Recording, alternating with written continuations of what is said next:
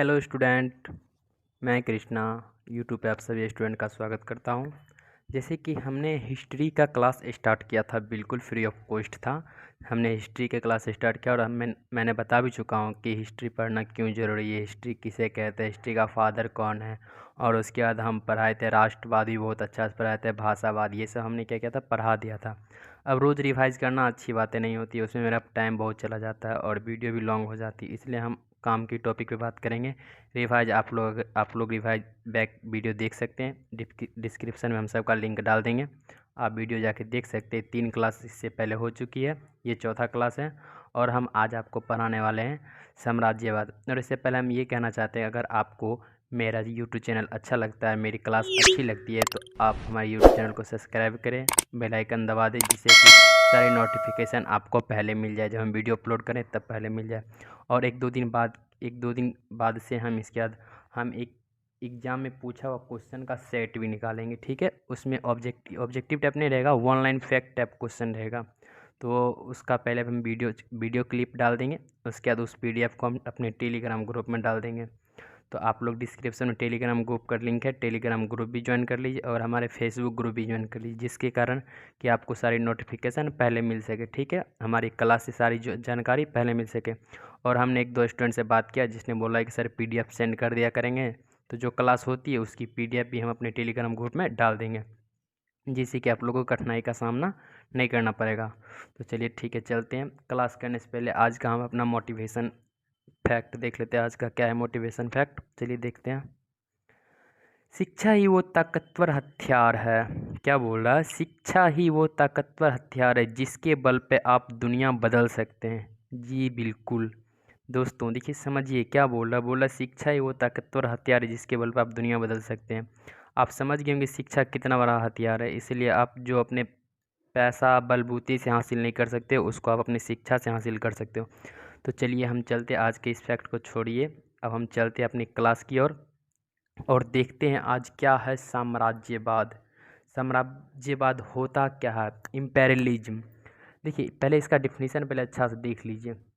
एक राष्ट्र का दूसरे राष्ट्र के प्रति, एक राष्ट्र का दूसरे राष्ट्र के प्रति, एक राष्ट्र का दूसरे राष्ट्र के प्रति आक्रामक व्यवहार, एग्रेसिव बिहेवियर, क्या आक्रामक व्यवहार, एग्रेसिव बिहेवियर, जिससे जिससे जिससे दूसरे राष्ट्र पर प्रत्यक्ष राजनीतिक नियंत्रण, डायरेक्ट पॉलिटिकल कंट्रोल, क्या डायरेक्ट पॉलिटिकल कंट्रोल स्थापित किया जा सके। यानी कि एक राष्ट्र का दूसरे राष्ट्र के प्रति आक्रामक व्यवहार, जिससे दूसरे राष्ट्र पर प्रत्यक्ष राजनीतिक नियंत्रण क्या किया जा सके, स्थापित किया जा सके। देखिए साम्राज्यवाद का अर्थ ये हम समझ सकते हैं, साम्राज्यवाद का अर्थ सीधा अर्थ ये निकलता है कि अपने साम्राज्य की वृद्धि करना, अपने साम्राज्य के क्षेत्रफल में बढ़ावा करना, यानी अपने साम्राज्य का विकास करना। अब वो विकास नहीं, ये एरिया विकास, यानी कि अपने साम्राज्य की वृद्धि करना। डायरेक्ट अर्थ निकलता है, इम्पेरियलिज्म का अर्थ निकलता है कि अपने साम्राज्य की वृद्धि करना, क्या वृद्धि करना। अब देखिए जैसे एक देश यूके है और दूसरा देश क्या है, इंडिया है। अब देखिए यूके का इंडिया पे क्या है, आक्रामक व्यवहार, एग्रेसिव बिहेवियर, क्या है, एग्रेसिव बिहेवियर, आक्रामक व्यवहार। अब इसका उद्देश्य क्या है, उद्देश्य क्या है, प्रत्यक्ष राजनीतिक नियंत्रण, क्या है, प्रत्यक्ष राजनीतिक नियंत्रण, यानी कि डायरेक्ट पॉलिटिकल कंट्रोल। यानी कि ये क्या कर रहा है, अब यूके क्या करेगा, अग्रेसिव बिहेवियर से, क्या करेगा, अग्रेसिव बिहेवियर से इंडिया पे अपना साम्राज्यवाद का विकास, यानी साम्राज्यवाद का विकास करेगा, अपने साम्राज्य में वृद्धि करेगा। तो इसका अग्रेसिव बिहेवियर क्या होता है, एग्रेसिव बिहेवियर ये होता क्या, आक्रामक व्यवहार। आक्रामक व्यवहार ये थोड़ी होता है कि प्यार से कि हम तुम्हारे राज्य में आए हैं, तुम्हारे राज्य का सत्ता हम करेंगे, ऐसा थोड़ी होगा। जब इसका एग्रेसिव बिहेवियर, यूके का एग्रेसिव बिहेवियर अगर इंडिया पाएगा तो वो क्या करेगा, इंडिया के राजा को हटा देगा। यहाँ का राजनीतिक ये क्या करेगा, यूके खुद करेगा ना। यूके यहाँ की राजनीतिक इसके बाद खुद करने लगेगा। इसका उद्देश्य क्या रहेगा, प्रत्यक्ष राजनीतिक नियंत्रण, क्या रहेगा, प्रत्यक्ष राजनीतिक नियंत्रण। आक्रामक व्यवहार का अर्थ ये निकलता है कि हम बलबूते धमका के, यहाँ का राजा क्या करेंगे, अपना बलबूते आर्मी फोर्स, यानी आर्मी फोर्स पावर से क्या करेंगे, हम इंडिया के राजा को क्या करेंगे, भगा देंगे। एग्रेसिव बिहेवियर ये हुआ। प्यार प्यार मोहब्बत से नहीं बोलेंगे, यानी कि अपने बलबूते से। अगर किसी से अगर हमको कुछ लेना रहेगा तो क्या नॉर्मल है, जगह वो नहीं दे रहा तो क्या करेंगे, कट्टा दिखाएंगे, नहीं मानेगा तो कट्टा सटा देंगे, उसमें भी नहीं माने क्या करेंगे, कट्टा ठोक देंगे। यही हुआ, एग्रेसिव बिहेवियर हुआ।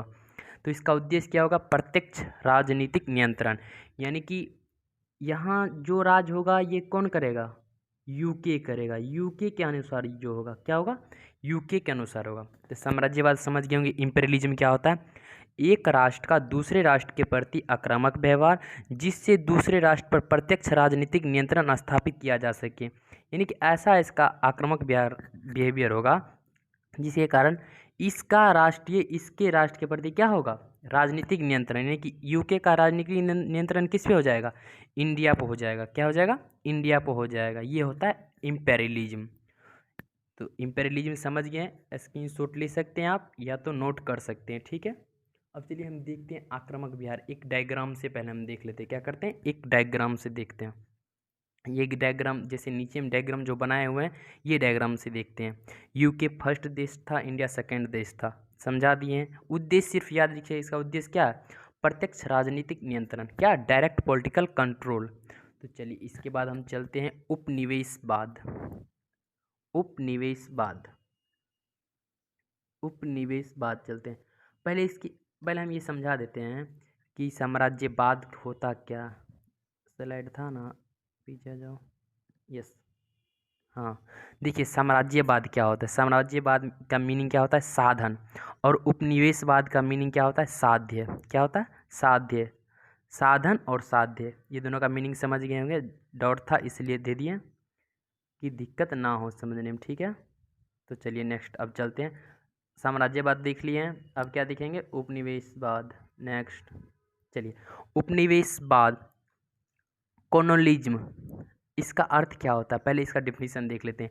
एक राष्ट्र के द्वारा दूसरे राष्ट्र के ऊपर प्रत्यक्ष राजनीतिक नियंत्रण स्थापित करके दूसरे राष्ट्र का आर्थिक शोषण। उसमें क्या था, उसमें साम्राज्यवाद में क्या था, प्रत्यक्ष राज नियंत्रण था। उसका उद्देश्य क्या था, प्रत्यक्ष राज नियंत्रण, यानी कि डायरेक्ट पॉलिटिकल कंट्रोल था साम्राज्यवाद में। एक मिनट, हाँ, तो क्या बोल लेते हैं, उपनिवेशवाद, एक राष्ट्र के द्वारा दूसरे राष्ट्र के ऊपर प्रत्यक्ष राजनीतिक नियंत्रण स्थापित करके के दूसरे राष्ट्र का आर्थिक शोषण करना। यानी अब क्या करेगा, इसका इकोनॉमिक यानी कि आर्थिक शोषण करेगा। क्या करेगा, आर्थिक शोषण। पहला अगर देश क्या है, यूके है, और दूसरा क्या है, इंडिया है। इंडिया क्या, यूके क्या किया, इंडिया पर प्रत्यक्ष राज नियंत्रण कर लिया। क्या किया, डायरेक्ट पॉलिटिकल कंट्रोल करके इंडिया का क्या करने लगा, शोषण करने लगा, आर्थिक शोषण करने लगा। क्या करने लगा, आर्थिक शोषण करने लगा। तो यही क्या हुआ, यही हुआ उपनिवेशवाद। क्या हुआ, उपनिवेशवाद। समझ गए उपनिवेशवाद क्या हुआ। साम्राज्यवाद में क्या था कि प्रत्यक्ष राजनीतिक नियंत्रण करना था किसी देश पर, एग्रेसिव बिहेवियर करके प्रत्यक्ष राजनीतिक नियंत्रण करना था। और उपनिवेशवाद में क्या है कि प्रत्यक्ष राजनीतिक नियंत्रण करके उस देश का आर्थिक शोषण करना। क्या करना, उस देश का आर्थिक शोषण करना। तो चलिए उपनिवेशवाद भी आप समझ गए होंगे, इसका भी स्क्रीनशॉट ले सकते हैं अगर आप लोग को लिखने में तकलीफ हो रही है। तो चलिए नेक्स्ट चलते हैं। नेक्स्ट क्या है, नव साम्राज्यवाद। क्या है, नव साम्राज्यवाद। अब देखिए नव साम्राज्यवाद का अर्थ क्या निकलता है कि जैसे एक आक्रामक व्यवहार करके, क्या करके, आक्रामक व्यवहार करके, ये नव साम्राज्यवाद है। साम्राज्यवाद तो समझा दी थी, ये नव साम्राज्यवाद है। अगर एक देश, एग्जाम्पल पहले हम एग्जाम्पल समझते हैं। एक देश क्या है, चाइना है, और दूसरा पाकिस्तान, मालदीव, श्रीलंका, ये सब है, ठीक है। अब इस पर क्या करना, अग्रेसिव बिहेवियर करके, क्या करके, अग्रेसिव बिहेवियर करके। अब इसी के अग्रेसिव बिहेवियर क्या करेगा, यहाँ क्या करेगा, यहाँ उद्देश्य का क्या करेगा, अप्रत्यक्ष राज नियंत्रण। क्या, ये चाइना यहाँ खुद राज नहीं करेगा। चाइना क्या करेगा, ये तीनों, ये पाकिस्तान, मालदीव, श्रीलंका, यहाँ खुद राज नहीं करेगा ये, लेकिन ये चाहेगा, ये जो चाहेगा वही होगा, ये जो चाहेगा वही होगा, लेकिन यहाँ ये खुद राज नहीं करेगा। लेकिन चाइना जो चाहेगा पाकिस्तान की सरकार वही करेगी। अब ये अग्रेसिव बिहेवियर कैसे बनाएगा पाकिस्तान, मालदीव, श्रीलंका पे, ये इसको इतना ना पैसा दे देगा, इतना पैसा दे देगा, इतना हथियार दे देगा, इतना साधन दे देगा क्या हो जाएगा, इस देश की सरकार क्या हो जाएगी, चाइना के सामने झुक जाएगी। क्या करेगी, अगर मान लीजिए हम आपको घर में ही, अगर कोई मेरा एक बड़ा भाई है, उसको हम अगर 10 लाख रुपया दे दिए, मांगा 10 लाख, हम 20 लाख रुपया दे दिए, तो क्या मेरा भाई कभी हमसे कुछ यानी कि कुछ बोल सकता है? नहीं बोल सकता। हम जो उसको बोलेंगे वही करेगा। वो कभी हमको कुछ रिप्लाई नहीं दे सकता। हम उसको जो बोलेंगे वही करेगा। क्यों? क्योंकि उस पर हम आक्रामक व्यवहार, एग्रेसिव बिहेवियर स्थापित कर दिए हैं कि उसको बहुत सारा पैसा दे दिए, वो मेरे अंदर दब गया, पैसा कारण क्या हो गया, दब गया है। वही पाकिस्तान के पास उतना पैसा था नहीं, लेकिन ये क्या किया, ये पाकिस्तान मांगा 100 अरब, ये चाइना दे दिया 200 अरब। एग्जाम्पल हम बता रहे हैं आपको, इतना देख कि इससे क्या हो गया, ये पाकिस्तान में क्या हो गया, एग्रेसिव बिहेवियर स्थापित हो गया। क्या हो गया, एग्रेसिव बिहेवियर। अब कोई देश उसको वैसे अपना थोड़ी पैसा दे देगा। तो इसका उद्देश्य क्या है, एग्रेसिव बिहेवियर स्थापित करने का उद्देश्य क्या है कि अप्रत्यक्ष राज नियंत्रण। क्या, अप्रत्यक्ष राजनीतिक नियंत्रण, यानी कि पाकिस्तान में वही होगा जो चाइना चाहेगा।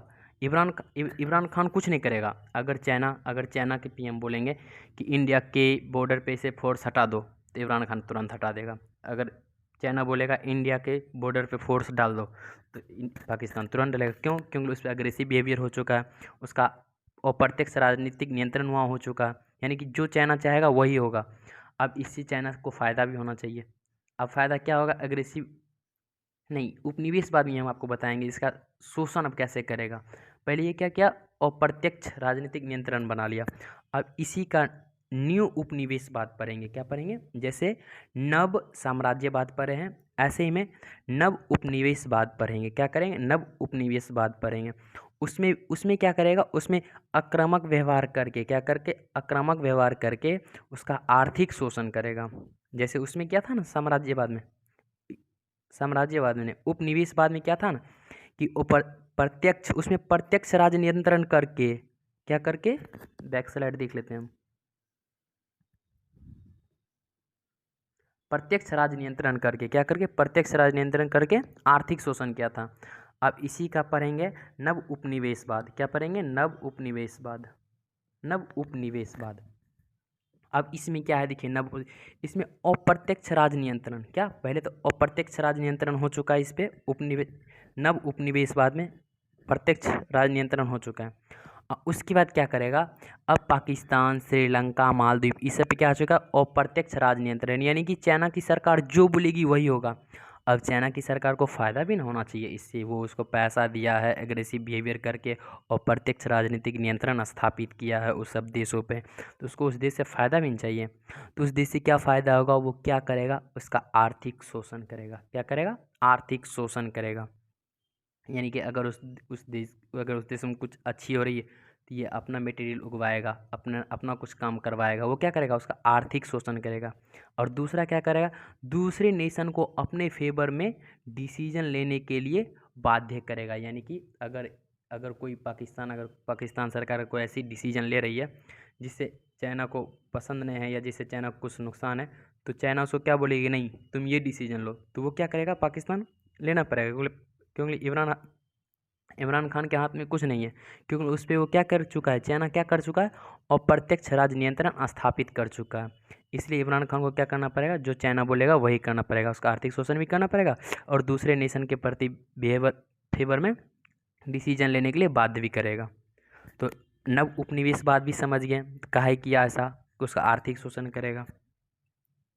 अब दूसरे नेशन को अपने फेवर में डिसीजन लेने के लिए क्या करेगा, बाध्य करेगा। इसको नोट करते जाइए या स्क्रीनशॉट लेके। देखिए अभी हम सिर्फ थ्योरेटिकल बता रहे हैं, आपको हम रटा नहीं रहे हिस्ट्री, ठीक है, आपको सिर्फ हम कॉन्सेप्चुअल समझा रहे हैं। एक आराम से छोटा छोटा डायग्राम लेके, छोटा छोटा कॉन्सेप्ट लेके हम आपको हिस्ट्री समझा रहे हैं कि हिस्ट्री होता क्या है। अभी तो मज़ा बहुत स्टूडेंट को ऐसा लग रहा होगा कि बोरिंग टाइप से, लेकिन रियलिटी थॉट्स जो है ना, अगर आप एक बार समझो, रटो मत, रटोगे तो आप फिर 6 महीना बाद हिस्ट्री भूल जाओगे। इसीलिए कॉन्सेप्ट लेके पढ़ो। जितना अच्छा से हम पढ़ा रहे हैं ना, उतना अच्छा से अगर कॉन्सेप्चुअल अगर याद होते गया ना, तो फिर लाइफ में तुम्हें बीपीएससी लेवल तक में सोचना नहीं पड़ेगा, सिर्फ अच्छा से पढ़ लो, ठीक है। वो तो ऐसा, तुम लोग बहुत सारे कंपटीशन के क्लास किए होगे, क्या कभी तुम लोग को लगा कि ऐसा कोई सर हिस्ट्री पढ़ा रहे हैं, आते होंगे, हाँ लिखो राष्ट्रवाद क्या है, एक कॉन्सेप्चुअल नहीं देते होंगे। हम भी क्लास किए थे, ऐसा नहीं कि हम क्लास नहीं किए हैं, इससे हमको आइडिया है कि किस प्रकार से क्या होता है। तो ठीक है, इसलिए आप लोग घबराइए मत, ठीक है, पैसेंस बना कर रखिए। और हम वन लाइन फैक्ट भी क्वेश्चन लाएंगे, क्या करेंगे, वन लाइन फैक्ट भी क्वेश्चन लाएंगे। आप लोग सिर्फ मेरा हेल्प कीजिए, अच्छे से स्टडी कीजिए। वन लाइन फैक्ट क्वेश्चन लाएंगे जिसकी पीडीएफ हम टेलीग्राम ग्रुप पे डाल दिया करेंगे, ठीक है। तो चलिए हम देखते हैं, भारत में ब्रिटिश साम्राज्य का विस्तार, नव नव उपनिवेशवाद हो गया। अब हम पढ़ेंगे भारत में ब्रिटिश साम्राज्य का विस्तार कैसे हुआ, क्या हुआ, विस्तार कैसे हुआ। Explanation of British empire in India, क्या, explanation of British empire in India. तो चलिए देखते हैं, इम्पेरियलिज्म इन इंडिया। नेक्स्ट, पहले डायग्राम, हाँ अभी हम क्या समझा रहे थे कि अग्रेसिव बिहेवियर। देखिए, अगर ये क्या है, पाकिस्तान है, क्या है, पाकिस्तान है, म्यांमार है, श्रीलंका है, मालदीव है, क्या है, मालदीव है। अब ये तो इंडिया बीच में। अब अगर चाइना जो चाहेगा, जो बोलेगा इसकी सरकार को, पाकिस्तान क्या करेगी, वही करेगी। मालदीव क्या करेगी, वही करेगी। श्रीलंका क्या करेगी, वही करेगी। म्यांमार क्या करेगी, वही करेगी। काहे के लिए, इस सब पे एग्रेसिव बिहेवियर, आक्रामक व्यवहार। उससे क्या हुआ है, उससे ये हुआ कि उस सारे देश पे, पाकिस्तान, श्रीलंका, मालदीव, उससे पे क्या हो गया, नव उपनिवेशवाद से क्या हो गया, एक मिनट देखिए, क्या हो गया नव उपनिवेशवाद से, अप्रत्यक्ष राज नियंत्रण। वहाँ क्या हो गया, अप्रत्यक्ष राज नियंत्रण हुआ है। वो अपना वो क्या किया, अप्रत्यक्ष राज नियंत्रण।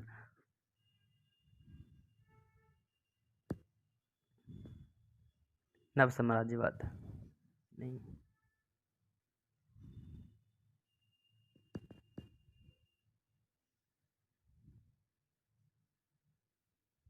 हाँ, नव साम्राज्यवाद, उसमें क्या किया था, उसका उद्देश्य क्या था, उद्देश्य क्या था, आक्रामक व्यवहार करके अप्रत्यक्ष राज नियंत्रण करना। क्या, अप्रत्यक्ष राज नियंत्रण करना। और अप्रत्यक्ष राज नियंत्रण करने के बाद जो चाइना की सरकार चाहेगी वही होगी, जो यहाँ हम डायग्राम के अनुसार समझा रहे हैं। इस डायग्राम का अर्थ यही था, ठीक है, इसमें कोई डाउट नहीं होगा। नेक्स्ट देखते हैं, हाँ, भारत में ब्रिटिश साम्राज्य का विस्तार, क्या, explanation of British imperialism in India, ठीक है। ये क्या था, सेकंड का थर्ड फेज था, क्या था, थर्ड फेज था। तो इसमें क्या होगा, देखिए, इसमें वाणिज्यवाद होगा, औद्योगिक साम्राज्यवाद होगा, वित्तीय साम्राज्यवाद होगा। तो वाणिज्यवाद कब से कब तक चला, पहले इंडिया में ब्रिटिश की सरकार कब से कब तक रही, 1857 से 1947 तक रही। और ये कैसे रही, तीन भाग में बटकर रही, क्या हुई, तीन भाग में बटकर हुई, तीन भाग में बटी हुई थी। पहला कौन था, वाणिज्यवाद, दूसरा कौन था, औद्योगिक साम्राज्यवाद, और तीसरा क्या था, वित्तीय साम्राज्यवाद। तो पहला पहला कब से कब था, 1757 से 1813 ईस्वी तक। सेकंड औद्योगिक साम्राज्यवाद कब से कब था, 1813 से 1813 से 1857 ईस्वी तक। अब वित्तीय साम्राज्यवाद कब रहा, फाइनेंशियल इम्पेरियलिज्म, 1857 से 1947 तक। यही तीन फेज में हुआ था, क्या हो गया था, तीन फेज में हुआ था। भारत में ब्रिटिश साम्राज्य का विस्तार कितना फेज में हुआ था, तीन फेज में हुआ था। अब ये तीनों फेज को क्या करेंगे, डिटेल से पढ़ेंगे। तो आज कुछ ऐसा प्रॉब्लम भी था जिसके कारण हम क्लास नहीं लेना चाहते थे, लेकिन ले लिए। लेकिन कल इसको अच्छा से पढ़ेंगे। आज का क्लास इतना ही हम रखेंगे, कल हम अच्छा से इसके बारे में पढ़ेंगे। वाणिज्यवाद पढ़ेंगे, फिर उसका औद्योगिक साम्राज्यवाद पढ़ेंगे, क्या क्या होता था वाणिज्यवाद में, इंडिया और यूके से क्या रॉ मटेरियल जाता था, नहीं जाता था, कॉटन, मसाले, ये सब बारे में अच्छा से चर्चा करेंगे। यूके को क्या फ़ायदा होता था, सब बहुत अच्छा से कल बताएंगे, ठीक है। आज की क्लास हम इतना ही पर रखते हैं, और इन्हीं सारी बातों को रखते हुए हम विदा लेते हैं। नेक्स्ट की क्लास कल करेंगे हम। और वन लाइन फैक्ट टाइप का क्वेश्चन की टाइपिंग हो रही है, जैसे टाइपिंग हो जाएगी आपको रोज़ एक एक सेट टाइप में दिया जाएगा। वो क्वेश्चन बहुत ही इंपॉर्टेंट होगी, जिसको करने के बाद आप लोग को मज़ा भी आएगा। तो चलिए ठीक है, चलते हैं, bye bye, good night, take care and sweet dreams.